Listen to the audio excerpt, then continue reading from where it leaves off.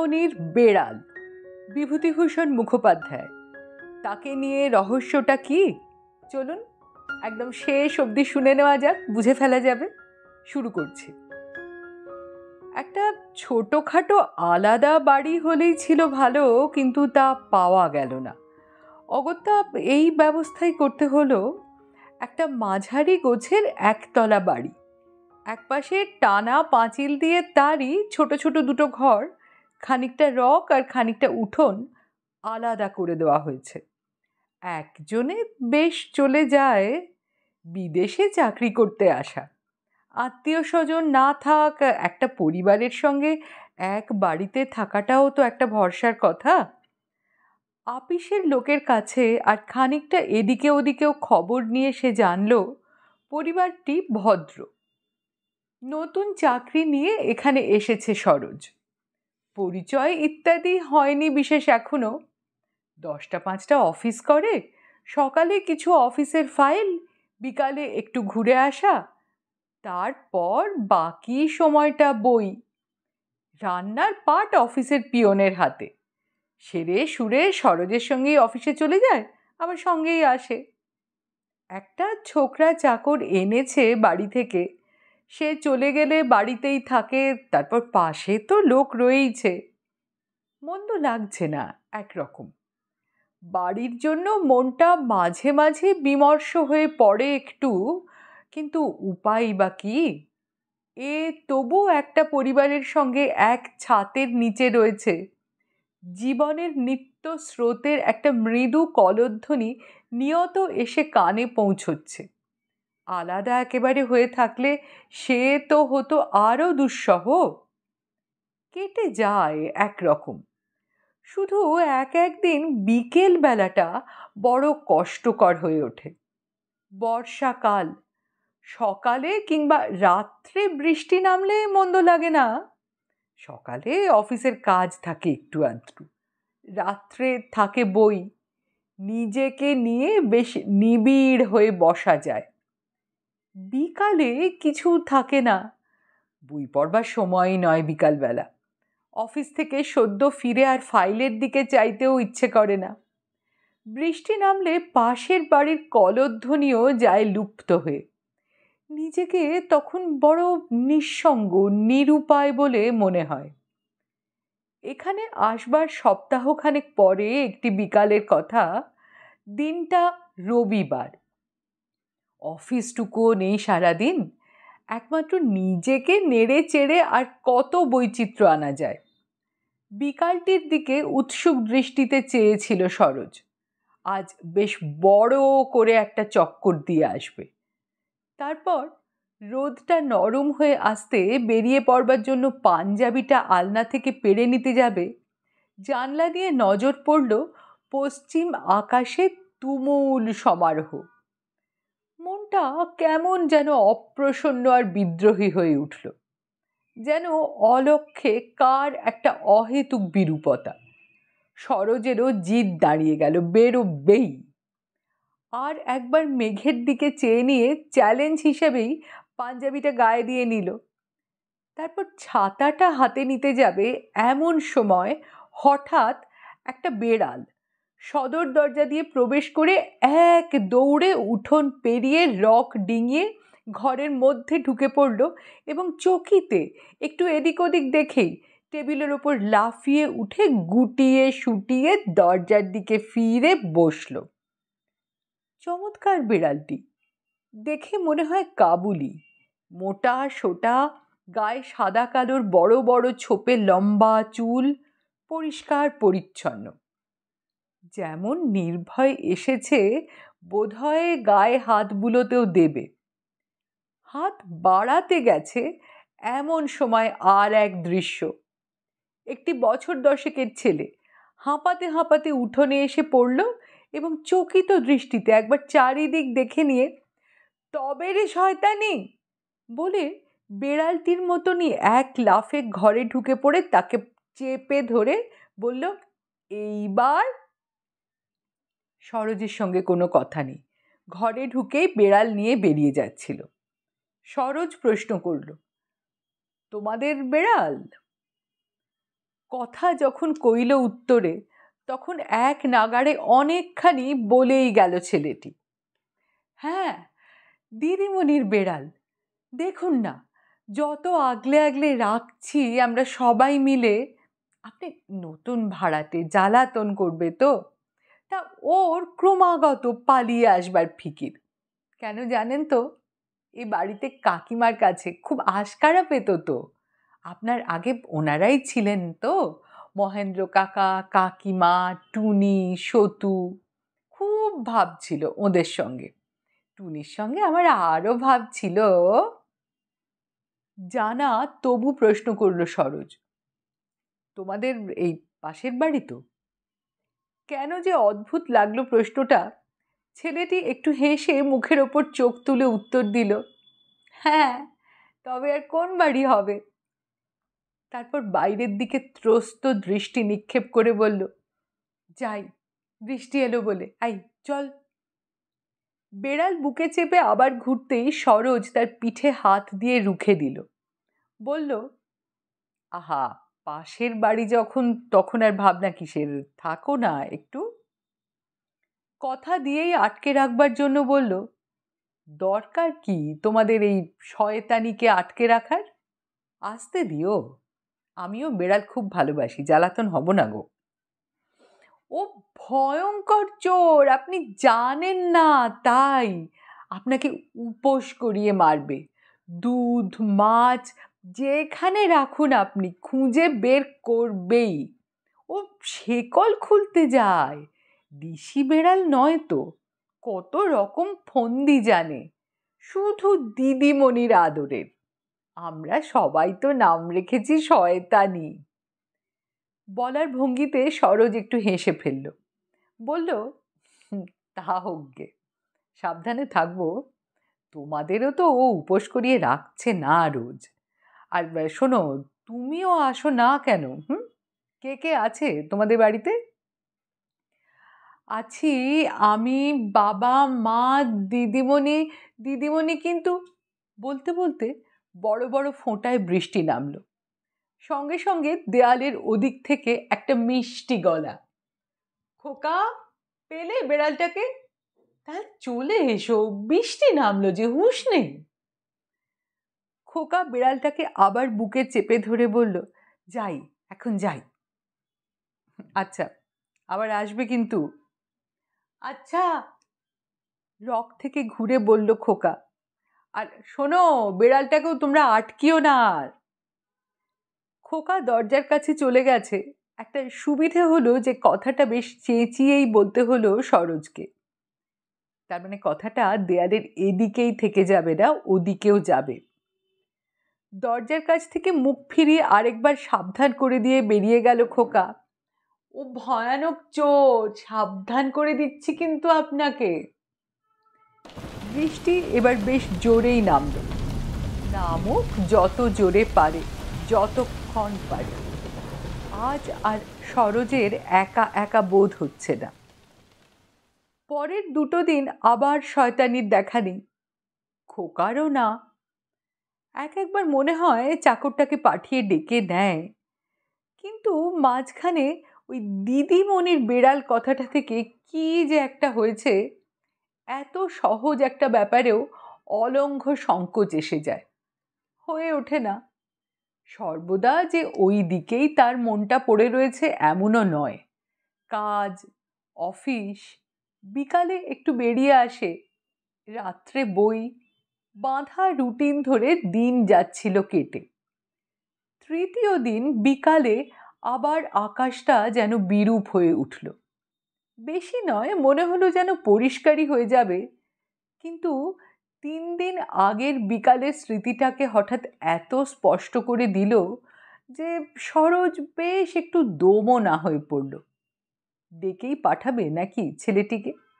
ক্ষতিটা কি? আসে না সে, ছেলে মানুষের স্বাভাবিক একটা কুণ্ঠা রয়েছে, সেটা তো কাটিয়ে দেওয়াই উচিত। তবু যা হোক, একজন কথা কওয়ার সঙ্গী পাওয়া যায় এইরকম বাদুলে দিনে। আর এক বাড়িতেই রয়েছে, অথচ শুধু ভাড়া ঠিক করা নিয়ে সেই যে কর্তার সঙ্গে একবার কথা হয়েছিল, তারপর থেকে পরিবারটির সঙ্গে বরাবর একটা অপরিচয়ের বাধা রয়ে গেছে, সেটাও কেমন যেন বোধ হতে লাগলো সরোজের। একটু অগ্রপশ্চাৎ করল, তারপর চাকরটাকে পাঠিয়ে দিল খোকাকে ডেকে আনতে, বলবে একটু কাজ আছে। পাঠিয়ে একটু উৎকর্ণই হয়ে রইল। একটু পরেই দেয়ালের ওপাশে সেদিনকার সেই গলার আওয়াজ, খোকা তুমি কোথায়? ওদিকে কোন দূর থেকে উত্তর এলো, এই যে, এদিকে এসো। এরপর বেশ একটু চাপা গলাই।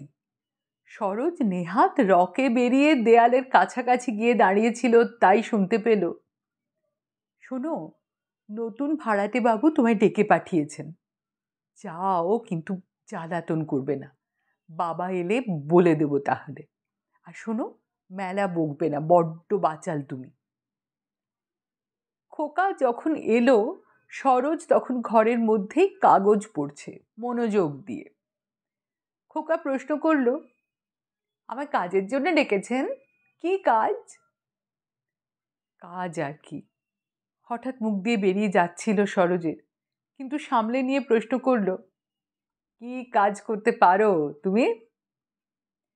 খোকা কৌতুক ভরা হাসি হাসি চোখ দুটো তুলে ধরল, বলল, বারে, ডেকে পাঠিয়ে এখন কি কাজ করতে পারো?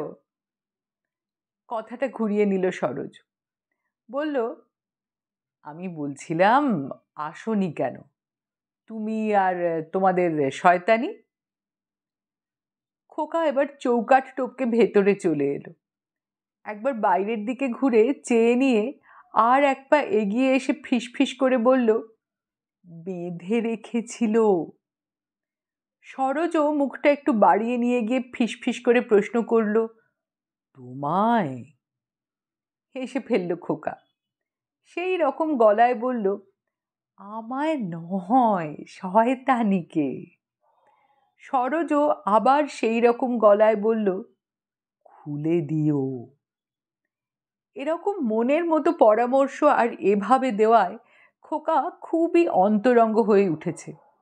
বাইরের দিকে একবার দেখে নিয়ে গলাটা আরও নামিয়ে বলল, দিয়ে এসেছি খুলে, দেখুন না কোথায় কি আছে, একবার ঘরগুলোতে ঘুরে দেখে নেবে, তারপর। সরোজের দৃষ্টি অনুসরণ করে উঠোনের দিকে চেয়েই চেঁচিয়ে উঠল খোকা, ফিসফিসানি নয় আর, গলা ছেড়ে বলল, ওই এসে গেছে। এবারে তাড়া খেয়ে নয়, ল্যাজটি সোজা করে তুলে শরীর দোলাতে দোলাতে মন্থর গতিতে আসছে শয়তানি। খোকাই লাফিয়ে গিয়ে পাঁজাকোলা করে নিয়ে এলো, সরোজের সামনে বাড়িয়ে ধরে বলল, তুলোর বস্তা একটা, দেখুন হাত দিয়ে, কিচ্ছু বলবে না, কোল ক্যাংলা, দিদিমণির কোলে কোলেই তো ঘোরে। সরোজ হাত বাড়িয়ে নিতেই যাচ্ছিল, কিন্তু হঠাৎ কোথা থেকে একটা সংকোচ এসে পড়ায় বিরত হয়ে পিঠের ওপর হাতটা টেনে দিতে একটা ঘর ঘর শব্দ উঠল শয়তানির বুকের মধ্যে থেকে। খোকা উৎফুল্ল হয়ে উঠল, শব্দটা নকল করে বলল, ঘর ঘর। ওটার মানে কি জানেন? বলছে তোমার সঙ্গে ভাব হয়ে গেল, এবার খেতে দাও। সরোজ বলল, নইলে চুরি করব। দুজনেই হেসে উঠল। এমন সময় দেওয়ালের ওদিক থেকে আবার সেই কণ্ঠ, খোকা, বেড়ালটা পালিয়েছে, কে খুলে দিল ওকে? সরোজ বলল, বলে এসো, এখানেই আছে, তুমি নিয়ে যাবে।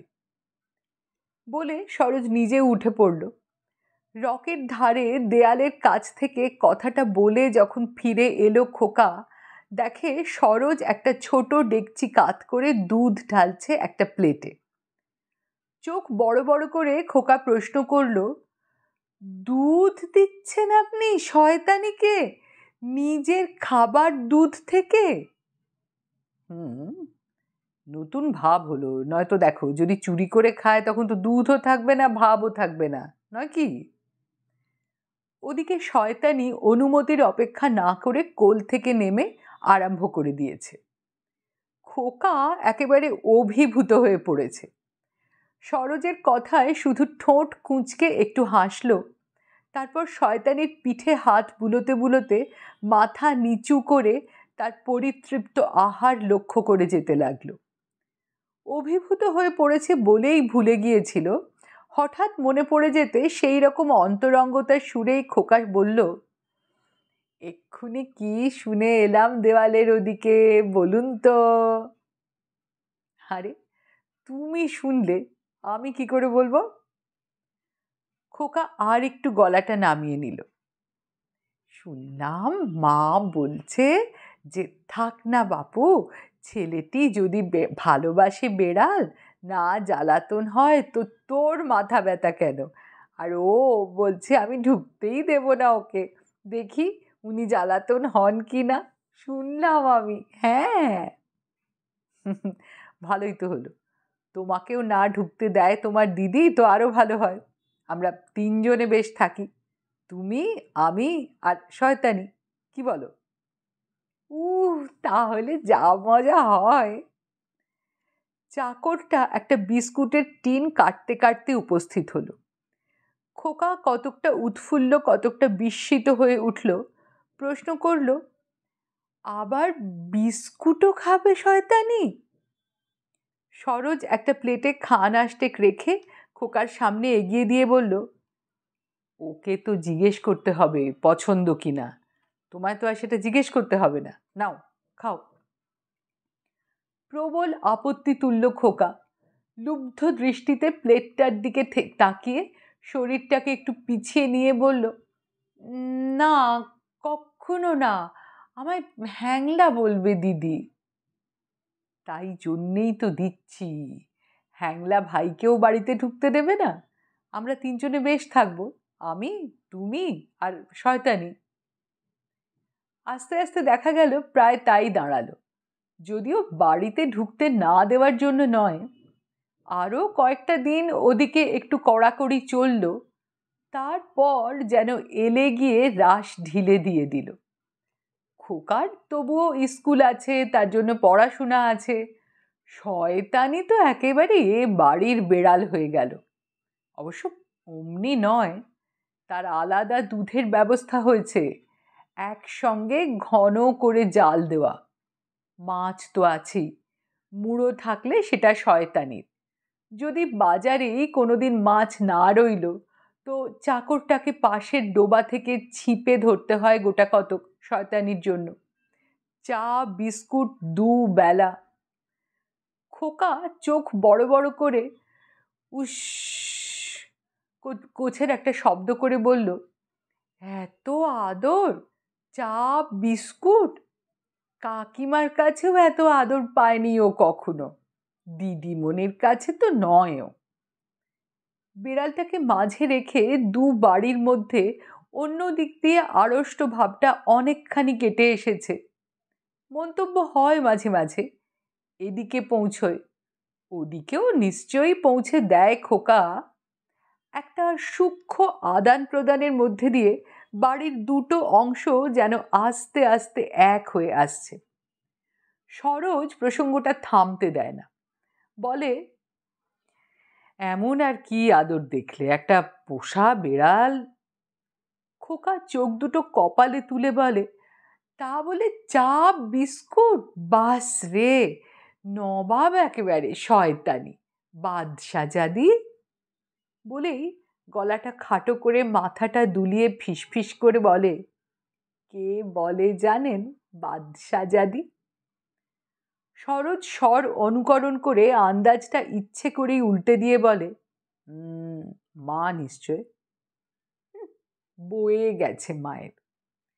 তারপর এমন রূঢ় মন্তব্য কে করতে পারবে, ঠোঁটের কোণে একটু হাসিতে, চোখের একটু ইশারায় সে সম্বন্ধে যেন মন জানাজানি হয়ে গেল দুজনের মধ্যে। এইভাবে প্রশ্ন করে, আর কি বলে বলুন তো? কি করে বলবো? সকৌতুক হাসির মধ্যে দিয়ে বলে সরোজ। খোকা বলে, বলে বোকাকে ঠকিয়ে খেয়ে নিতে দেখুন, আপনি বলবেন না যেন কাউকে। সরোজ বলল, আরে অত বোকামি করি? তা বোকাকে নিয়ে আর কিছু কথা হয় নাকি? ভালো মন্দ? হুম, ভালো বলবে, সেই পাত্তর কি না, নাক সিটকেই আছে তো। হুম, তবু যদি বোকাকে নিয়ে আর কোনো কথা হয়। খোকা এবার একবার বাইরের দিকে চেয়ে নেয়। যার প্রসঙ্গ চলছে বোধহয় তার মতো করে নাকটা সিটকে নেয়, বলে, আগ্গো, ছেলে কোথায় একটা ভালো কুকুর পুষবে, ঝাউ ঝাউ করে বাড়ি মাতিয়ে ডাকবে, তা না মেয়েদের মতন মিনি বিড়াল করলে মিউ মিউ মিউ, দু চক্ষের বিষ।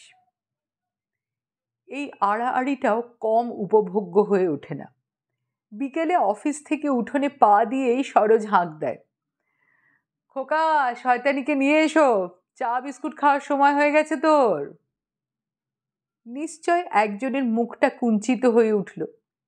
সরোজ একটা দুষ্টু হাসি ঠোঁটে করে বোধহয় দেয়ালের দিকে একটু কান পেতে আস্তে আস্তে গিয়ে ঘরে ওঠে। অন্যদিকেও আছে, ও বাড়ি থেকে তরকারিটা আঁশটা আসছেই দুবেলা। একটা নতুন কিছু হলো তো তাও। নতুন কিছু করবার জন্য কি তাগিদও জাগছে দেয়ালের ওদিকে কারুর মনে?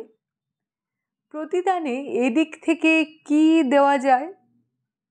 সরোজ প্রশ্ন করে, খোকা, ইয়ে বলছিলাম, মা বই টই পড়েন নাকি? খোকা একটু মাথা দুলিয়ে বলল, হুম, পড়েন তো, এখন মহাভারত পড়ছেন। এরপর আসল উদ্দেশ্যটা কি করে প্রকাশ করা যায় এই চিন্তা করছে সরোজ। খোকা দিদির কথা তুলে যেমন গলা খাটো করে নেয় সেইভাবে বলল, দিদি জিজ্ঞেস করছিল, খোকা এই নতুন ভাড়াটে তোমার সরোজদা, উনি বই টই পড়েন না? এইবার একটা অবলম্বন পেয়ে খুব আগ্রহের সঙ্গেই সরোজ প্রশ্ন করল, ও তা তুমি কি বললে? বললাম পড়েন ইংরেজি বই। শুনে সেই রকম নাক সিঁটকল, ম্যাগো, বিড়াল নিয়ে ঘাঁটাঘাঁটি করেন, তাঁর আবার ইংরেজি বই না হলে চলে না, কত দেখবো। এমনভাবে নাকটা কুঁচকে নকল করে বলে যে বিরূপ মন্তব্য হলেও একটু হেসে উঠতে হয় সরোজকে। তারপর বলে, কেন, তুমি আমায় বাংলা বই পড়তে দেখো নি? দেখো নি নিশ্চয়ই। শোনো, বাংলাই বেশি পড়ি আমি, অনেক রাত পর্যন্ত। সরোজ লাইব্রেরির গ্রাহক হয়েছে, পড়বার শখ আছে, সুতরাং কিছু বই আনিয়েওছে, বাংলা বই। বই মাঝে করে দু বাড়ির, কিংবা আরও ঠিকভাবে বলতে গেলে দুজনের সম্বন্ধটা আরও নিবিড় হয়ে উঠেছে। কিন্তু ওদিককার ভাবটা সত্যিই কি তাই? কেমন একটা অস্বস্তিকর সন্দেহ ওঠে মনে খোকা যখন নাক তুলে ওদিককার মতটা জানায়। খোকা, তোমার নতুন ভাড়াতে ওই সরোজদার সব ভালো, শুধু বিড়াল ঘাঁটাটা ছাড়তে বলো দিকিনি। মা গো, ব্যাটা ছেলে হয়ে উনি পারেন কি করে, আমার গা ঘিন ঘিন করে। সরোজ দোমনা হয় একবার, আবার মনকে প্রবোধ দেয় যে এটা নিশ্চয়ই মনের কথা নয়, একটা ভান, যেটা সবচেয়ে বেশি চায় সেইটে নিয়েই সবচেয়ে বেশি নাক সিঁটকোয়। তা ভিন্ন এই শয়তানিকে নিয়েই তো সব। এমনই কি চমৎকারটি, তার উপর একজনের ভালোবাসায় ভালোবেসে ফেলেছে সরোজ। সে মুখে যাই বলুক না কেন, সরোজ এখন শয়তানিকে ভালোবাসা ছাড়ে কি করে? মুড়ো খাওয়ায়, ঘন দুধ, চা, বিস্কুট বুকে আদর করে চেপে চেপে ধরে, খোকার সামনেই। চলুক তো, তারপর একদিন এর ফয়সালা হয়ে যাবে। মাসখানেক কেটে গেল দেখতে দেখতে। দুদিন নিমন্ত্রণও খেয়ে এলো সরোজ। মা বসে খাওয়ালেন, পরিবেশন করলো মেয়ে। তারপর একদিন ফয়সালাটাও হঠাৎ হয়ে গেল। একটা ফটো নিচ্ছিল সরোজ, কোথায় একটা বাধা রয়েছে বলে যেন আরো ভালোবেসে ফেলেছে বেড়ালটাকে। দুধের প্লেটের সামনে বসিয়ে একটা পোজ নিয়েছে, আর একটা জোগাড় করছে। খোকা এসে উপস্থিত হলো। ফটো নিচ্ছ সরোজদা, শয়তানির? উল্লাসে হাততালি দিয়ে উঠল। সরোজ গোটা 2 পোজ ছবি তুলে বলল, এবার তুমি বসো এই চেয়ারটাতে শয়তানিকে কোলে নিয়ে, বেশ চমৎকার হবে। ঠিক ঠিক করে 2-3 রকমভাবে বসিয়ে ফটো তোলা হয়ে গেলে খোকা একেবারে উৎফুল্ল হয়ে উঠল। এবার দিদিমণির কোলে দিয়ে একটা, হ্যাঁ সরোজদা নিশ্চয়ই তুলতে হবে, কোনো কিছু শুনবো না আমি, কোনো রকম না, তুলতেই হবে। প্রবল বেগে মাথা দোলাতে লাগলো খোকা, কোনো আপত্তি শুনবে না। আপত্তি তেমন কিছু করেও নি সরোজ, শুধু কিসের ঘোরে যেন একটু অন্যমনস্ক হয়ে পড়েছিল। একটু হেসে বলল, সে কি করে হবে, তোমার মা রাজি হবেন? হবেন না? ইস, দেখো সরোজদা, মায়ের ফটোও তোলাবো শয়তানিকে কোলে করে। সরোজ ভাবছে এটা আশা না দুরাশা, কিন্তু দুরাশায় নিরুৎসাহ কণ্ঠেই বলল, তা বেশ, জিজ্ঞেস করো মাকে। দেরি আর সয়, খোকা কয়েকটা লাফে বেরিয়ে গেল। সরোজ এগিয়ে গিয়ে দেয়াল ঘেঁষে দাঁড়ালো। একটু পরেই হাততালি দিতে দিতে ছুটে এলো খোকা। রাজি রাজি রাজি রাজি রাজি রাজি। শুনেছে সরোজ, শুধু যার ফটো তার মুখের দুটো উল্লসিত কথা শুনতে পাবে ভেবেছিল। সে নিশ্চয়ই আরশির সামনে দাঁড়িয়ে পরখ করে দেখছে কি পোজে ফটোটা তুললে কিরকম দেখতে হবে। এই ক্যামেরাটা বড় ছোট, ইঞ্চি 2-এর একটা ফটো ওঠে। ভালো ক্যামেরাটা বাড়িতে আছে, তা হোক, আর কি খরচের কথা ভাবা যায়। সেদিন সন্ধ্যের সময় বাজারে গিয়ে একটা বেশ ভালো দেখে ক্যামেরা কিনে নিয়ে এলো সরোজ। থাক, একটা বিশেষ প্রয়োজনে একটা বিশেষ দিনে কেনা হয়েছিল, জীবনের একটা বিশেষ সঞ্চয়, মনে থাকবে। খোকা, একটা ভালো ক্যামেরা কিনে আনলাম বুঝলে, ওটা বড্ড এতটুকু তো, তা ছবি তোলা হবে কবে? বাড়িতে একটু যেন সব জানাজানি হয়ে যাচ্ছে কি করে। নতুন ক্যামেরার কথাটা বলতে আজ আর মোটেই সংকোচ হলো না সরোজে। কবে? খোকা তো এখনই হলে আর অন্য দিন চায় না, কিন্তু তা তো আর সম্ভব নয়। তবে দেরিও হলো না, পরদিন সকালে খোকা এসে হাজির। উঠে প্রথমেই তার সঙ্গে দেখা, সেই তুলল জোরে ধাক্কা দিয়ে। কি করবে কি বলবে যেন বুঝে উঠতে পারছে না। ও সরোজদা, কি পয়মন্ত যে তোমার ক্যামেরা, কি বলবো, তোলো না, কত ফটো তুলবে, কালই টেলিগ্রাম এসে গেছে, ঘুমিয়ে পড়েছিলাম তো আমি, আর আজই এক্ষুনি। টানা হর্ন দিয়ে দোরগোড়ায় একটা ট্যাক্সি এসে দাঁড়াবার শব্দ হলো। সঙ্গে সঙ্গে কথা বলতে বলতে ঘুরে দাঁড়ালো খোকা।